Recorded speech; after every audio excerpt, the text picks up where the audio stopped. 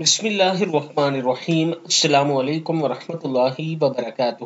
جنت کے 8 دروازے آپ کے لیے بھی کھل سکتے ہیں اگر آپ یہ دعا دن میں 3 مرتبہ پڑھتے ہیں تو جنت کے 8 دروازے کھل جائیں گے۔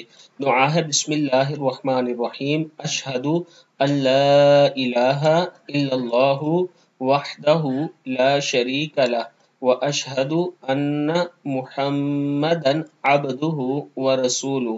میں گواہی دیتا ہوں کہ اللہ تعالیٰ کے سوا کوئی معبود نہیں، وہ اکیلا ہے، اس کا کوئی شریک نہیں، اور میں گواہی دیتا ہوں کہ محمد صلی اللہ علیہ وآلہ وسلم اس کے بندے اور اس کے رسول ہیں۔